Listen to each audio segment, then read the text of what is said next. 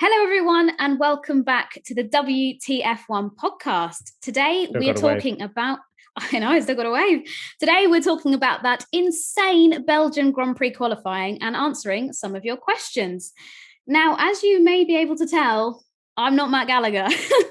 I'm not, no, surprisingly, not in a wig or anything. My name is Katie, and if you're new here, I am the website editor at WTF1, and joining me on the podcast today is none other than Tom Bellingham, the WTF1 founder. You're not paid to say. I'll just make that clear. It's in my contract, I'm sorry. It's not. Don't I keep that saying this and people will believe it. But yeah, Matt is on holiday this week, the lucky thing. And we're certainly going to miss him as we talk through this qualifying from Spa-Francorchamps. But firstly, let's start with some good news, which I'm sure if you're listening or watching this podcast, you've probably seen the qualifying. Lando Norris was involved in a very nasty shunt in Q3, and we've been given the news that he has been given the all clear to race, which is excellent. Not too sure about the condition of his car yet, if he'll need any gearbox or chassis changes or anything like that, but he's doing all right, which is great news, isn't it, Tommy? Yeah, exactly. I mean, it was a very nasty shunt, especially at a corner that has come under a bit of scrutiny. We'll go into it later about kind of that corner, but it's one of those things where, well, we're not long finished a watch along, have we? And we just pretty much called it the exact same thing. It was so clear that you could see that the conditions were too bad to race, and then sure enough, straight in the wall. But yeah, thankfully he's all right and he's been cleared to race, due to start 9th, but I guess we'll wait and see whether that is pit lane, maybe, who knows. But bit of a shame because he was on for a pretty incredible lap. You know, he might have even got pole, genuinely. Like, it's really not, it's not ridiculous to say he would have got pole. So especially when he got Russell and P2. Yeah, exactly. It proves anything can happen. But like you say, we saw him when he had the accident. He got out the car relatively unaided. Obviously, the medical team were quick on the scene. Seems to be holding his elbow, which worried us quite a bit. But he's had an X-ray, not come back with any serious injuries or fractures or anything like that. It's just very sore, which I can imagine it's not going to be easy to race tomorrow. So we'll have to wait and see. It might be that Lando sleeps on it and decides, you know what, guys, I think I'm going to sit this one out because I'm just feeling too sore, which, of course, if he does decide to do, totally fair. I'm seeing doing that as a racing driver personally. Yeah, I mean, if we've got people like Romain Grosjean that like are desperate to get back into the car after what happened to them in Bahrain last year, like, these racing drivers are made of, as Matt would say, a different kind of mineral. Yeah. It's as if he's on the podcast. Right, let's jump straight into some questions because we've got one here from Team WTF1 member Coolio. I'm a bit like the rapper. Coolio. I don't think it's Coolio. I mean, we could have the rapper Coolio as a WTF1 member. I mean, that would be very cool. We already know Yuki's view on the traffic paradise. It could be a bit of a merging of worlds. Maybe that's what it is. Maybe. It is Coolio. It is Coolio. Sorry, by the way, if I dodge anybody's names up in this, as people will well know, I'm terrible. Can't be any worse than that, so it's fine. Yeah, I mean, that's true. You said that, not me. So Coolio asked, do you think race control will be a bit more cautious tomorrow if heavy rain is forecast? This is a track that has seen a number of hefty incidents, so I really hope they are more cautious. Considering the delay to the F3 race, Q3 should have been delayed as a no-brainer when you could barely see the cars. Tommy, do you want to start on that? Yeah, I mean, I kind of mentioned it a little bit earlier that we just saw this happening in the watch along. I even said, my exact words were, surely he's just going to aquaplane straight off at Eau Rouge. He did hit the wall. So predictable. Then you've got Sebastian Vettel on the radio going, I told you this was going to happen. It seemed like everyone knew this was bad. You could see on the warm-up lap, it got to the point where it was like, nah, this is too sketchy. They can't see anything.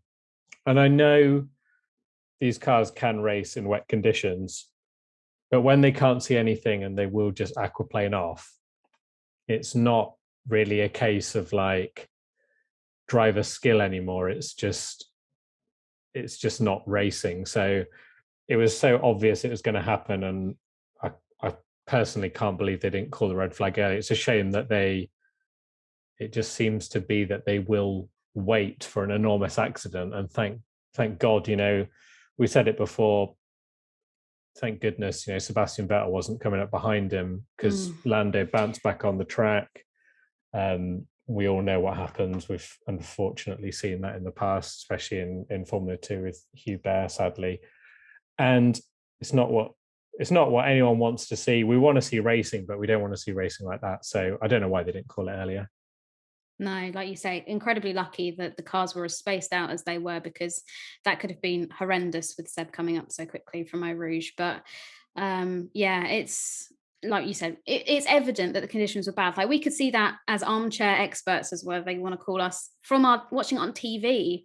And like the FIA and Formula One have got spotters all around the circuit, and people that aren't at the circuit further away to, say what weather is coming to the track and stuff like that. So I'm really surprised Q3 went ahead. And Sebastian Vettel, he's somebody who's very vocal about safety in Formula One. He said afterwards, he went to go and find Michael Massey after qualifying to say, look, I want to have a word with you because that wasn't on.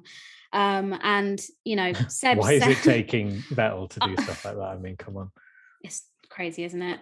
But yeah, Seb basically said that Q3 should never have gone ahead, and that these drivers, they all want to go out there and race and stuff like that. But he kind of touched upon the fact that as a driver, if you think it's unsafe, if you're like the only driver that decides to stay in the pits and not go out and set a lap time, then that's not going to look too great on you, because people are going to be like, oh, he's chickened out, all that kind of thing. But Daniel Ricciardo said something very similar, actually, and it shows that it's not fair on the drivers to put them in that situation.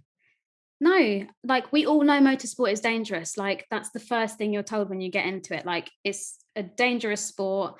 And it's not people being like any less of a fan. Like, we had all this talk about Eau Rouge and Rayon over the weekend, because unfortunately, this isn't the first accident we've seen there this weekend. There was a crash in W Series in their qualifying on Friday evening, in which 6 cars were involved. Unfortunately, same again, all of the drivers involved were able to walk away from that. But it shouldn't be that drivers are having to put things out on Twitter asking for change. Like, it shouldn't have to be like their job. Like, they're there to race. And obviously, yes, it's important as the people who are actually on the track to have influence into making things safer and stuff like that. But that's the whole purpose of the FIA and having a race director, is that unnecessary risks like this are eliminated there and then. It shouldn't have to take me and you sitting on a quali watch along to be like, why haven't they red flagged this?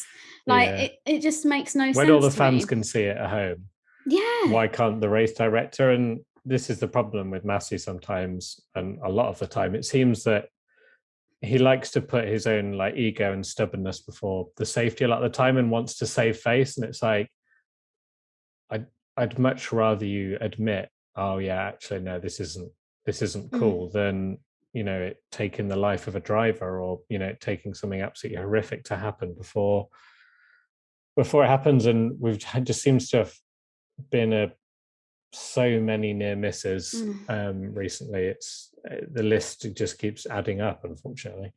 Yeah, I don't want to sit here and tell someone how to do their job when I have like no experience. I couldn't do Michael Massey's job tomorrow. Like, I'm not claiming that I could, but when his name is being dragged through the mud almost every race weekend now, if it's not safety, it's penalties, or it's something else. And it's like, obviously, we all massively miss Charlie Whiting, who was the F1 race director before Massey took over. And it must be incredibly difficult to step into Charlie Whiting's shoes, because he had the respect from every single person in this sport.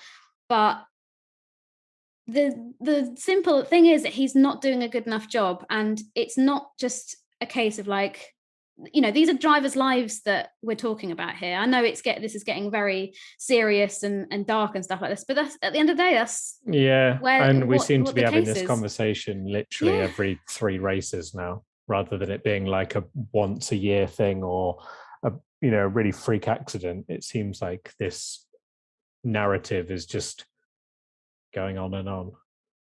it's concerning. And obviously it's not just the FIA that can make calls to make things like this not happen. Maybe there needs to be some changes to the circuit, and that has been a very popular topic of discussion, not just this weekend, but for the last few years. We had Fittipaldi, who was in a 24 a WEC Spa race.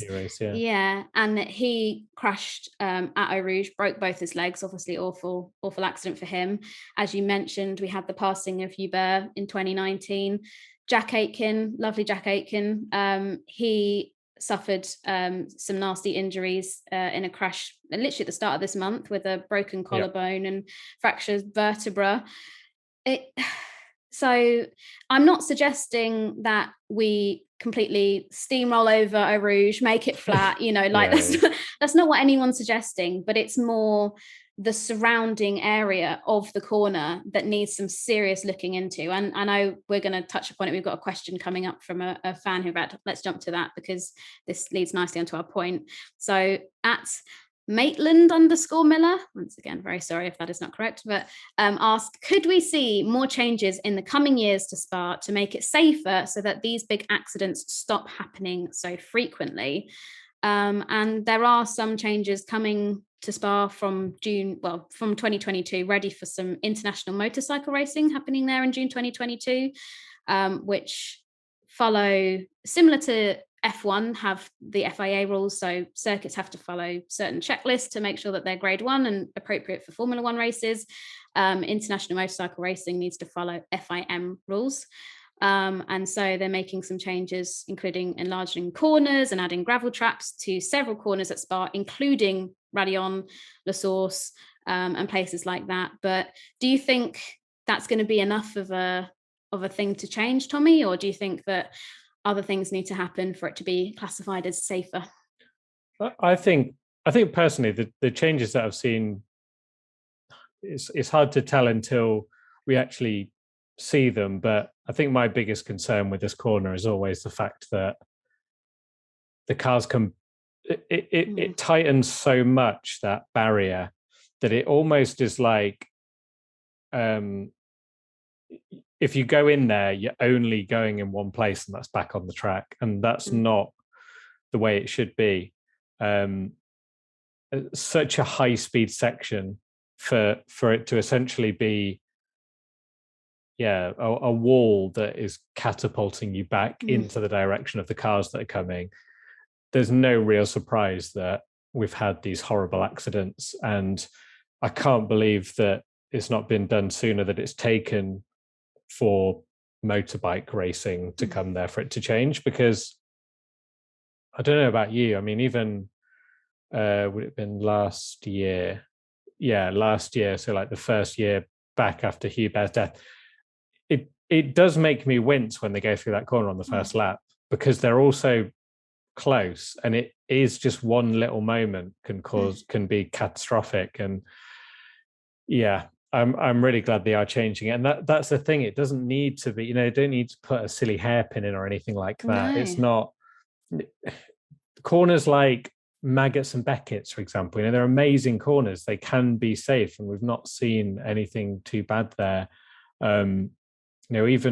Even Cops, you had that horrendous crash, and I don't really want to bring up the crash again for internet comments, but Max was able to walk away from that, and it's a fairly safe corner. So you can have these incredible corners in Formula One, and they don't need to be completely sanitized. So yeah, I just want to get through this race, to be honest, and then make these changes happen, because it needs to happen.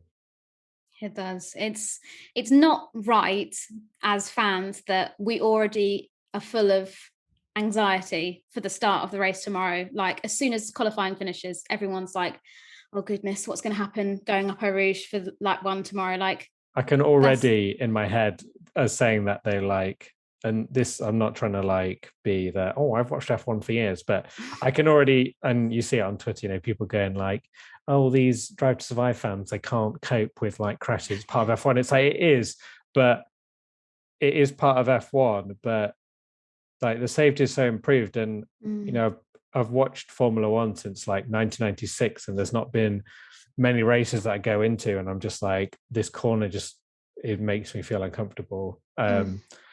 It's just, yeah, it really is like, how many more incidents? You know, there can be freak accidents in Formula One.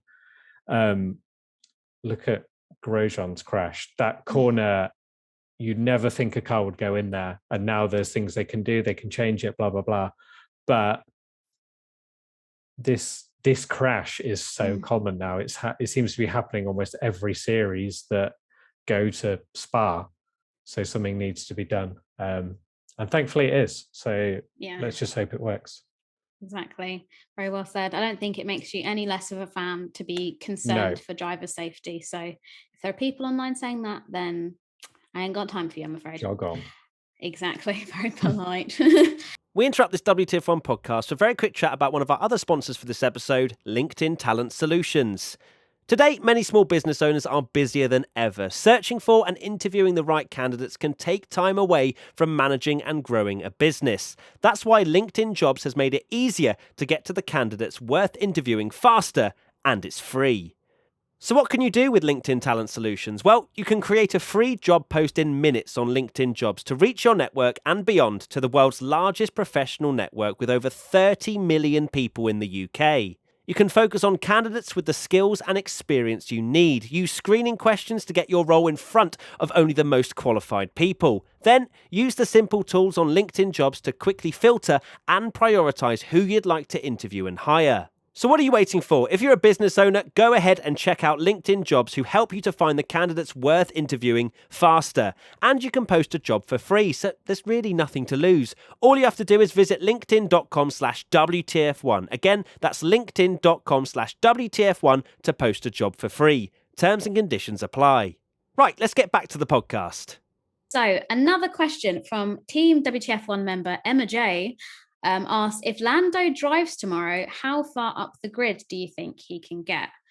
So obviously this is going to be depending on penalties, if he has to change his gearbox or anything like that, and seeing how he's going to be feeling tomorrow, because like I said, he could wake up and feel very sore, but I think it's going to take probably a lot more than, I'm feeling a bit sore, to stop these drivers getting in the car. Absolutely, yeah.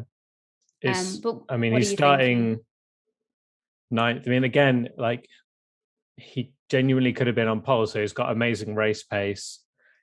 We know how good he's been this year. It's a shame because this genuinely could have been a chance for him to potentially challenge for a victory. You know, if he could have put it on pole, and you never know what could have happened. But the thing is, with the threat of rain always in the air, and tomorrow, it could be, you know, we could have another Ocon moment where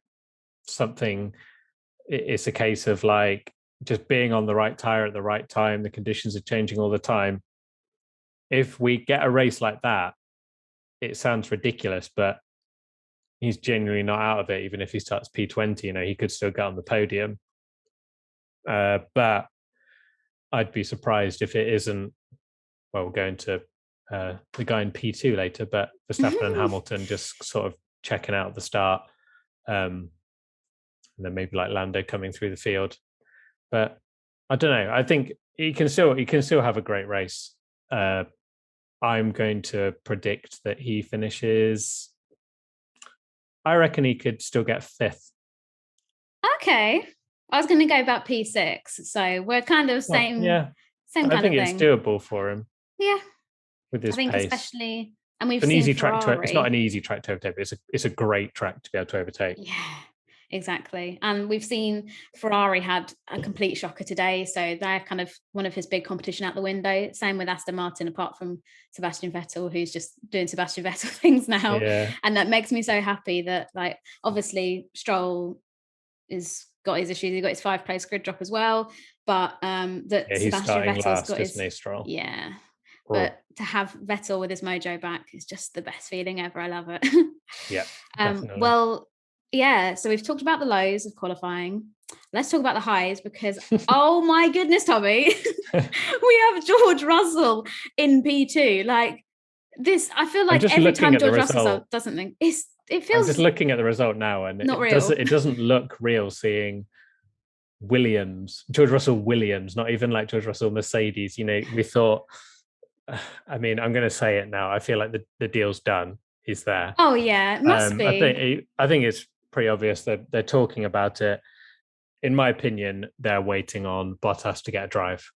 You think they're going to be before nice? They announce it, to be nice about it. Toto is his manager. He's maybe wants to wait to see. And it'd be great look for them if they're like, okay, well, we signed George Russell, and then they can do their PR tweet of like, oh, isn't it great that Valtteri's signing for Alfa Romeo or whatever? Do you know what I mean? So when you say Alfa Romeo, Crofty seemed to drop into conversation this morning that he thinks Kimi's going to announce his retirement in Monza this year. Right. So that could be quite a nice handover, because George also said that he doesn't think anything is going to be mentioned until the Italian Grand Prix. So it could be a little conspiracy theory there for people. I personally believe that as well. I think it is actually all on Kimi, because I think Bottas gets that alpha seat if Kimi goes. Bottas, for all our roasting of him and stuff, he's a very solid driver that can beat Hamilton on his day. He's just lost his confidence, and maybe as a team leader in a team, he can get back to where he can be. But I think it is we're just waiting for Kimi. But back to the original point, George Russell P2. What on earth? Sorry. What on earth? I mean, honestly. I joked about it that he should just be there. Like, I think as well, he looks genuinely really happy, and this is why as well. Like, I think he knows that he's going to Mercedes, and he genuinely really wants to get like really good results for Williams before he leaves, because you can really tell that the team does mean a hell of a lot to him. We've talked about the frustrations of him feeling like he needs to be in a better car and he's in Williams, but you can tell like he genuinely loves that team. They've given him his Formula One chance. He wants them to. He wants to leave on good terms and Williams be like a good, strong team. And he does seem like a genuinely like good guy for, making it. It just seems to genuinely love Williams and wants them to do well. And you saw that in Hungary with even Latifi's result, that him saying that he wants, prioritize Latifi, like prioritize Nicky just so I can do it. And I mean, he was buzzing, and the reaction of the Williams mechanics was just awesome. Like everything they've been through, and just not getting points, and just being the laughing stock of F1 for ages, and last every single race, and then to be able to celebrate a front row start is mind blowing. I mean, it's just unbelievable for him to be P2. Even if he'd got P6 or something, you'd be like, insane. But front row is just. It's mad. It doesn't feel real, and I feel like there's been so many moments in F1 this year where it's like, has that actually actually happened? Like, it takes a while to process it, but every session there's something, isn't there? It seems everything. Honestly, this year is just chef's kiss. And I will shout out Matt, because he'll probably be miffed if I don't mention it. So we do our qualifying and race predictions beforehand, and Matt put Russell in his top 5. He put him P5, not P2. So I won't let his head get too big. He's a Russell hater. I can't believe you. Yeah, I know. As low as P5. I know. Everyone thought he was going to get on the front row. Come on. Exactly. But yeah, fair play, Matt. Well done if you are watching. That was a pretty good prediction. Jinx Norris, though. So thanks a lot, Matt. Well, let's go to a question from Kevin Bricky, who asks, how far back will George fall? Come on, Kevin. He's only just got on P2 and you're already asking how far he's going to fall back. He said the car is clearly not up top team speed. So how far can Williams keep that car? I think it's probably going to be quite inevitable that he does drop back. I mean, as much as I would love it for him to finish P2 or take the win, like that really is thinking out of the box and a bit of like Gaga land. But I don't think George is going to go into this thinking, I'm going to fall back, I'm just going to keep it easy. Like, he's got nothing to lose in P2. Obviously, he has the points to lose if he does end up like binning it in lap 1, because he's put his car in a good position. But we've seen that he's not afraid to fight for it. Kind of joking that I think Paul di Resta alluded to it a little bit as well. That was, I mean, classic, but that Max, he's finally got Bottas nowhere near him, and he's got the other Mercedes driver, like Toto's driver, alongside him. I mean, if George goes into the side of Verstappen into turn one, I think Christian Horner will actually explode with terror. Like he'll just combust on the pit wall. So hopefully that doesn't happen. I think realistically, George has got to be looking at points. I genuinely don't think he's the driver. This has jinxed it now, and he's ploughing into turn one and into the side of Max. But genuinely don't think he's the driver that will go for hero, especially after what happened in Imola. He's proved himself to be this amazing driver now. He needs to show that he's got a cool head, and even if he's got that Mercedes contract signed, I think he needs to show, get the points that you're able to. And I think realistically, he's going to drop down to the lower points, but I think he'd be disappointed. You've got to be disappointed if you don't get a point, even with the car that's awful. Well, not awful, but like not great. If he's not getting a point, even after a whole race, I think he'd be very disappointed. So yeah, you've got to be hoping for like 8th or 9th. I'm hoping to all the racing gods out there that he can pick up some more points tomorrow, because we're on the Williams points train now.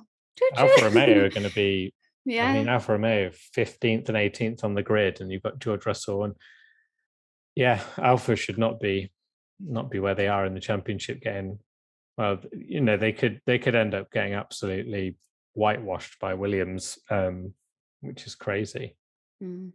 That's one thing I do love about Formula One, though, and like you touched upon it earlier, and that Williams was trailing at the back. I know we've only had like Hungary in the points and this qualifying today, but they've shown good promise all this year. But like you say, they were the laughing stock of the paddock, and same with McLaren before that. And now how much things can change in still a relatively short amount of time. I'm sure if you're a Williams fan or you're a McLaren fan during the Honda days, it didn't feel like a quick time. It probably felt like this time was stretching on forever. But I'm just really happy to see that variety in the pack again, and not the same people dominating. And it's just nice to have a bit of variety, isn't it? It is. Absolutely. It's lovely.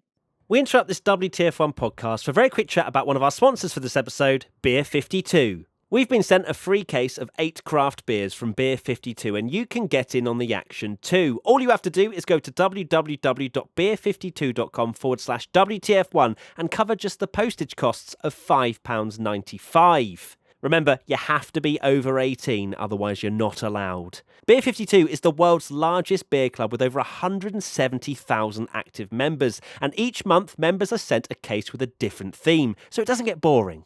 It comes with a magazine and snacks, and if you don't like dark beer, you can just choose the light option. The opportunities are endless.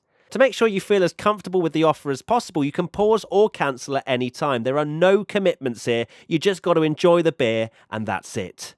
So what are you waiting for? Go to www.beer52.com/WTF1 and pay just the £5.95 postage to get all of this right now. Right, let's get back to the podcast. Well, let's have a chat about Ricciardo, because he managed to put his McLaren in P4 today, which is great from him. This is a really great name. Thank you for picking this one at Talhahaha. Is that right? She asked, or he asked, or they asked, sorry. Opinion on Ricciardo's P4. Better time than Perez and Bottas, which is true. And we should also mention some contracts that have been signed this weekend, because we haven't touched upon that on a podcast yet. So Sergio Perez is going to be staying at Red Bull Racing for 2022, and Fernando Alonso at Alpine for 2022 as well. But yeah, let's go back to Ricciardo, because it was a good day from him today compared to how his qualifying has been at other points in the season.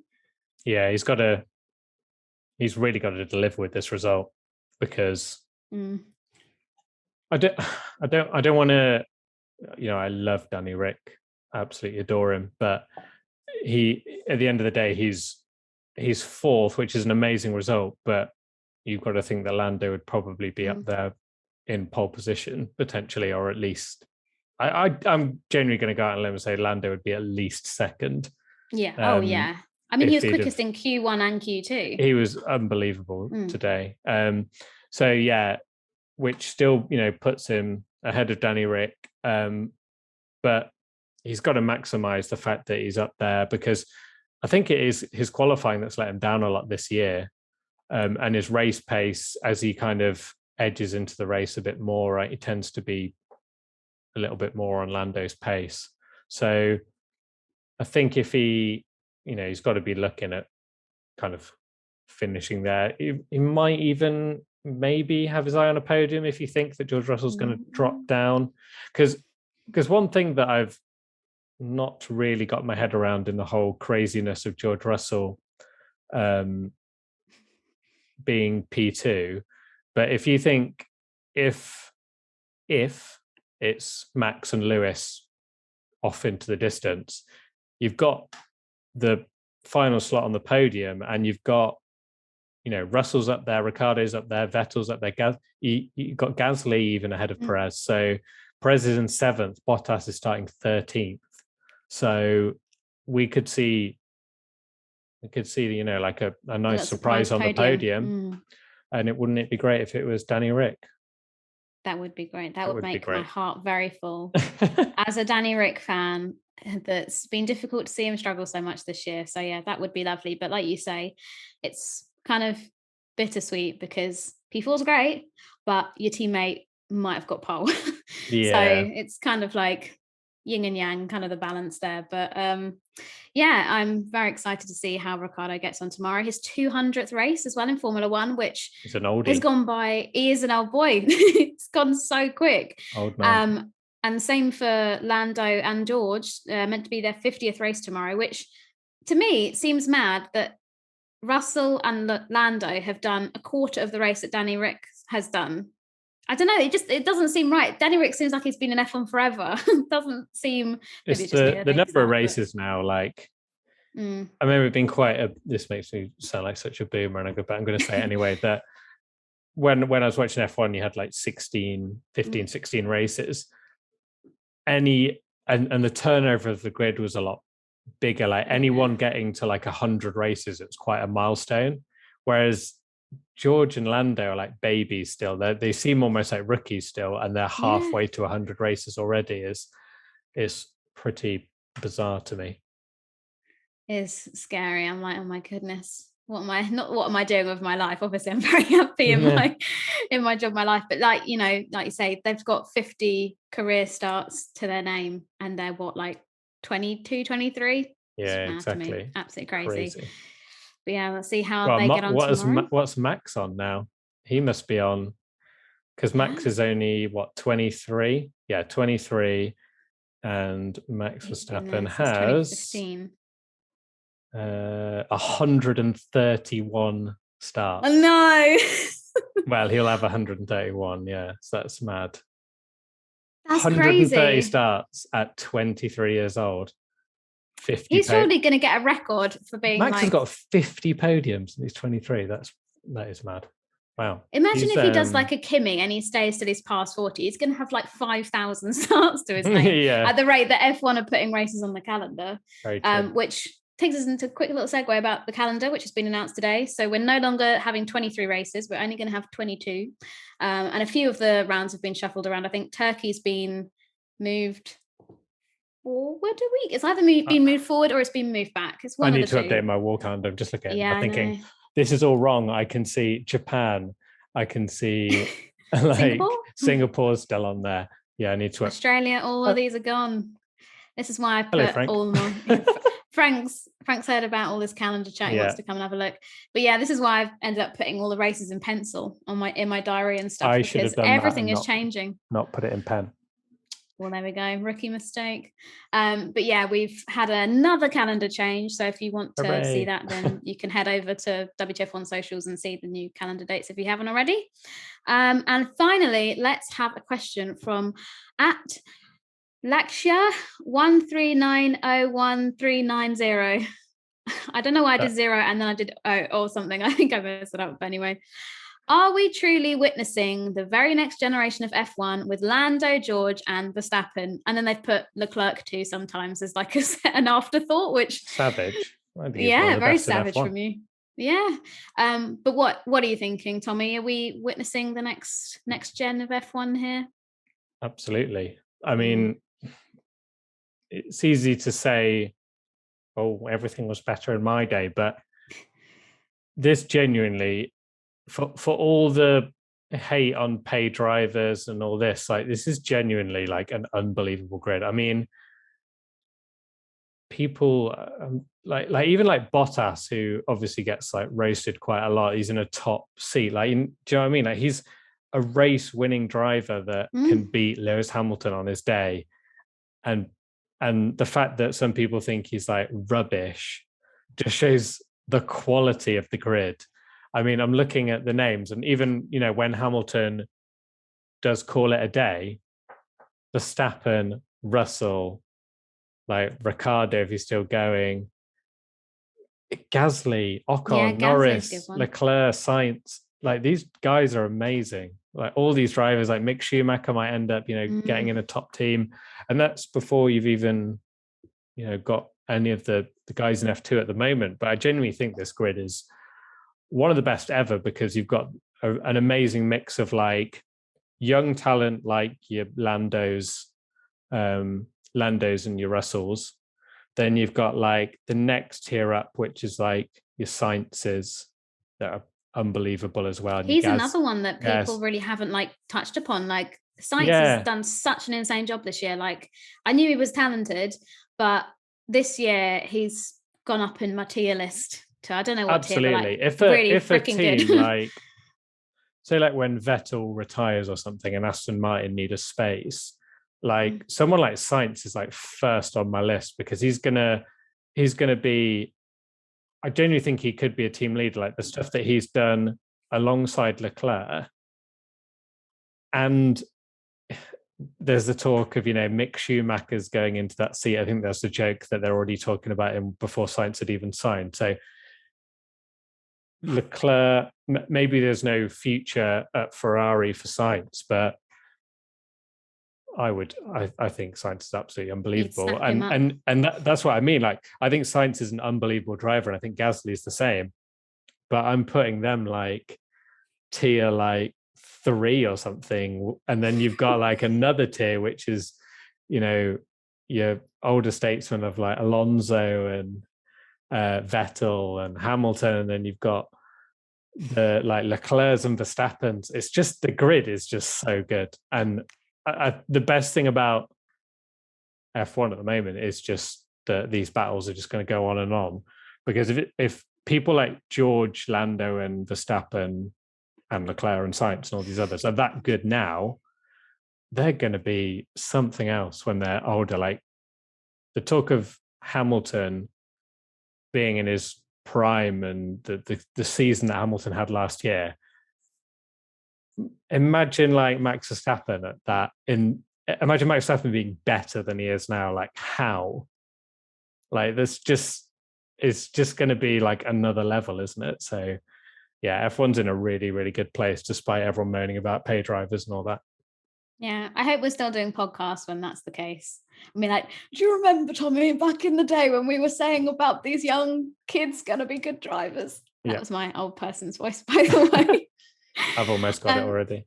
Yeah, well, I don't want to say it. Remember all these drivers, but 79-year-old Kimi Räikkönen's having a good season, isn't he? Don't. I honestly think, like, every year I'm like, surely this has got to be his last year. He's like, signed another year deal. I'm like, oh my God, take the hint. I mean, he's had a bit of a mare this weekend. He buffed his wheel in the pit. The technical term there. Buffed his wheel at the pit entry. Had some sort of off-road, well, not off-road, but like off-road. Yeah, he took his Alfa Romeo up along the hills, but he went off in FP1 or something like that. He's been making a few little errors as well. Yeah. Sorry, Kimmy. I think it's time to hang up the helmet, if you like. Right. Well, there's still a million other things that have happened over the summer break and chats and rumors and stuff, but let's wrap this podcast up because otherwise we will be talking until it is dark outside. Almost. But yeah, I know it's getting pretty dark. But final thoughts for this podcast? Anything you want to mention or talk about? Oh, I just hope we have another banging race tomorrow. And I obviously, you know how much I love Max Verstappen, but I mean, if George Russell got into P1 and like held the field up and it made for this like exciting race, that would be something else, wouldn't it? I just hope we have another amazing race. I hope it's I know this sounds really like, oh, I hope we have a safe race, but do genuinely hope we have a safe race and just like a enjoyable, clean race with not too many like stoppages and things. Like it would just be nice to have like a really, really good Grand Prix, just like we did at Hungary. Is it so much to ask for another Ocon victory? Surely not. Hey, I'm sure that's what Esteban Ocon was hoping for too, but Alpine didn't look too great today, did they, with their pace? No. But yeah, no, I echo exactly what you say. Hope that these guys will get home safely tomorrow after the race. You know, we don't want anything happening, any crashes or anything like that. But hey, we've got to have faith in F1 and these drivers and all the incredible safety that happens within this championship. And as a final thought, Team WTF1 going for ages. Normally I don't have any final thoughts and I've got loads today. So Team WTF1, which is a subscription service that we run, you probably hear us, we've got some questions from Team WTF1 members today. We've got a really cool Silverstone track experience coming up next month that I want to talk about because Frank doesn't.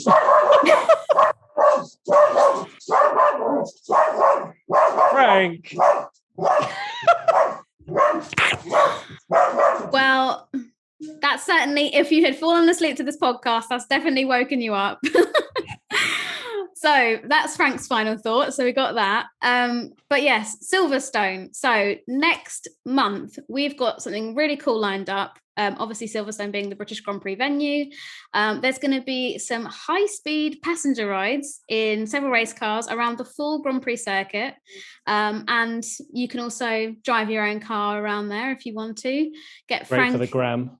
Yeah, exactly. Yeah, it'd be like a track tour as well. So you'd be able to stop at corners and take pictures and stuff like that as well. So yeah, not often you get to go to a Formula One track and actually drive around it, and essentially it's like your playground. It's going to be our playground for the day, a Formula One track, which is rather exciting. It's very exciting, yeah. As Tommy mentioned, we'll all be there. And there's things like catering provided and stuff like that.